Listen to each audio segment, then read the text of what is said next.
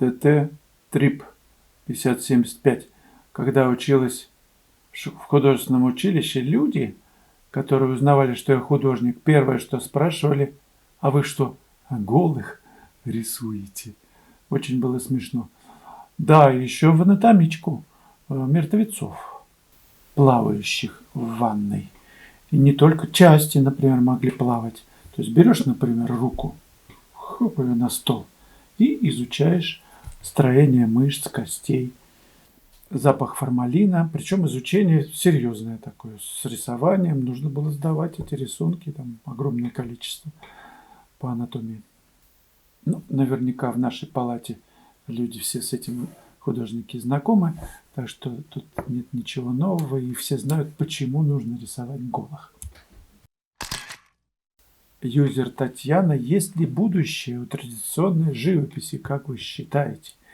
Я не могу не писать, и даже какие-то более-менее приличные работы продаю, так, чтобы материалы окупить и не копить горы работ.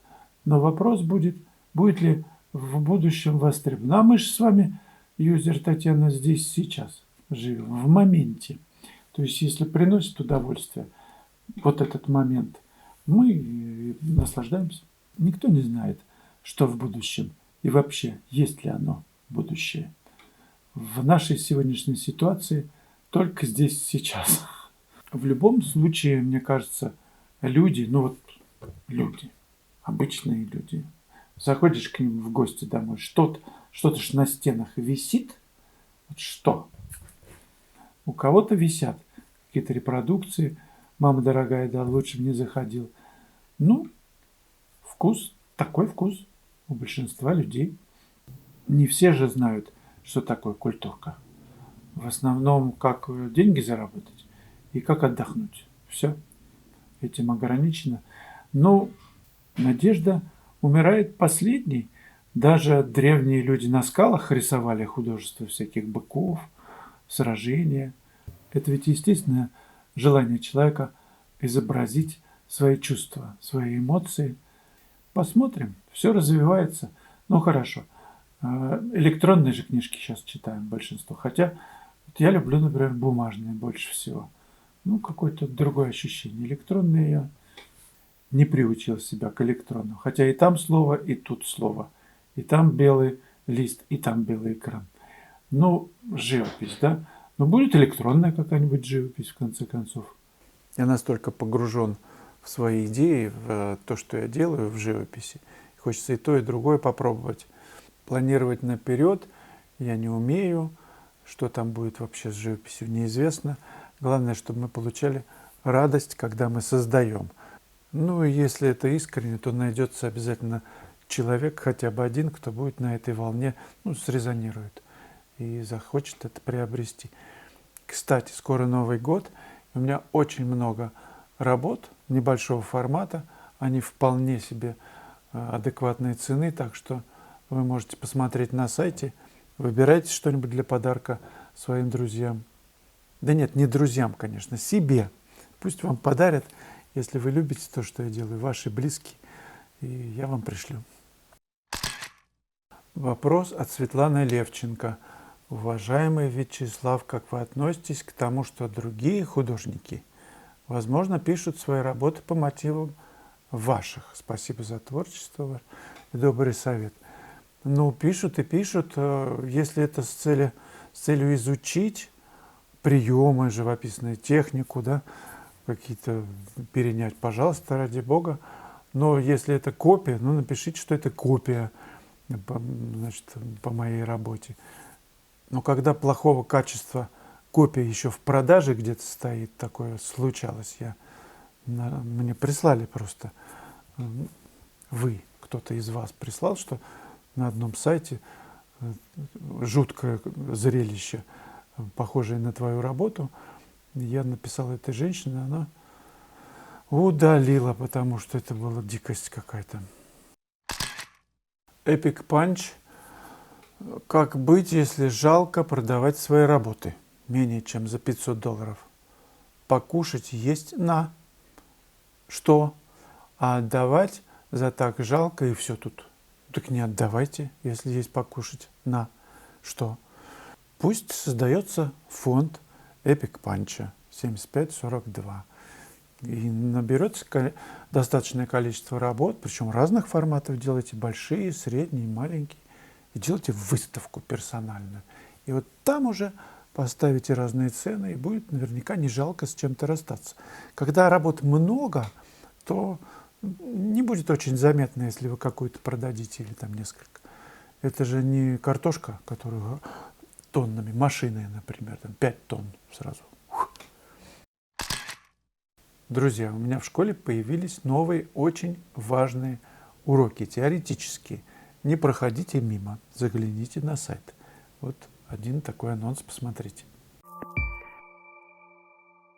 53-й урок. Тон в живописи пейзажа. Урок теоретический, базовый. На многочисленных примерах показано, как научиться видеть тон. Не как писать, а как видеть, как сравнивать. И что конкретно сравнивать. Каждый художник уверен, что он видит тон. Но почему тогда одна картина волшебная, и художник это чувствует, а другая, третья, десятая, никак, не заходит? Значит, что-то не так. Этот урок о том, как разобраться в этом сложном деле. 53-й урок «Тон в живописи пейзажа». Алекс 2 Сантер. На маленьких форматах я чувствую себя уверенно и пишу смело. И многими работами доволен. Но на большом формате, от 30 на 40 и больше, мне непривычно. Не могу писать так же смело, и ничего не получается. Модульно просто. Берите кисточку побольше. Если на маленькой используете, например, кисточку десяточку, увеличиваете вдвое формат, берите двадцаточку, еще вдвое, шестидесятку, уже флейцем. И также смелость не пропадет. Просто нужно себя настроить на то, что будет краски больше расходоваться.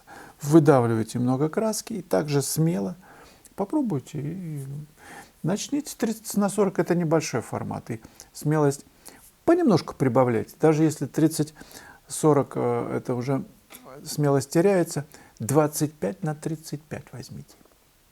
И такой трюк себе устройте. И кисточку побольше. И замес не пожиже со дна, а борщ понаваристый, прям со дна кастрюли. И будет очень хорошо, приятно, вкусно. И постепенно приучите себя к смелости. Страх исчезнет. Вот, например, на маленьких форматах работаете мастихином, если вы работаете небольшим, да? А на побольше формат берите большой мастихин и уже большими массами. Мышление, если есть вот этими большими кусками, то вообще не имеет значения формат. Хоть, я не знаю, со стену-то вы будете делать, и такими же кисточками вы будете мыслить большими кусками. Вот и все. Очередной юзер, ПВ, много цифр. Слава, я загрунтовал картонки 3 мм толщиной из худ-магазина латексной белой краской. Мне не понравилось, как ложится масло. Я подсушила неудачу, затем сбрызнула акриловым лаком из баллончика, и вуаля, дело пошло. Правда, этюд я намастихинила, и хорошо. Возможно, если догрунтовать покупной холст, будет норма. Конечно, норма. Пока не решилась проэкспериментировать. Что скажете? Скажу. Проэкспериментируйте. В чем моя ошибка? Не бояться нужно. Ошибка в том, что есть какой-то страх, что ли, испортить, или страх эксперимента. На картоне ваша методика не прокатывает? Прокатывает. На картоне вообще писать изумительно просто. Он так хорошо тянет в себя. В холст слабее тянет. Но если грунт тянущий, то тянет и туда, и сюда. Но прям на картоне я очень люблю. Ах, классно. Так что юзер ПВ и много цифр. Решайтесь, догрунтовывайте, будет норм. Намастихите, пожалуйста, и на телеграм-канал. Опять юзер GB и еще цифры. Слон Хобот использует, он художник? Конечно. И даже бегемот, по-моему, рисует. И кого же я еще видел? Свинью. Да, кисточкой. А дело галеристов, продать можно все, что угодно. Представляете, рисунок слона у тебя висит. Это же соберется 1000 людей на просмотр этой работы, я думаю. Еще очередной юзер. Вообще хороший вопрос, что делать с работами. Неудавшиеся, естественно, записать. А хорошие? Какое-то время не продавала, не дарила свои работы, копила для персоналки. Почти год назад провела свою выставку, и куда девать их теперь не представляю. Мастерская не резиновая, можно снять с подрамника и хранить горизонтально, можно. Но как бы работы не растрескались, не испортились. Ну а что с ними будет? Нужно специальный комод сделать для горизонтальных работ с такими выдвижными ящиками. И вообще просто хранить работы, какой смысл? Они должны идти дальше. Но бывают такие художники, я, пожалуй, одна из них, которые не умеют продавать свои работы, какими бы замечательными они ни были. Ну и что? Продажа – это другая профессия. Ну, хорошо, когда художник и работает, и продает. Но если нет, так просто пусть галерея продает. Посылайте резюме в разные галереи и пристраивайте свои работы для продажи. Они же ищут новую кровь молодую, у них оборот, они заинтересованы в том, чтобы они продают, они умеют продавать. Так что давайте будем больше писать и делегировать эту задачу галерейщикам. И потихоньку мастерская освободится. Нужно стеллажи сделать в мастерской, если их нет. Использовать верх и, в общем, везде, чтобы они были. И периодически делать персоналки. Чем больше вы делаете персональные выставки, тем лучше.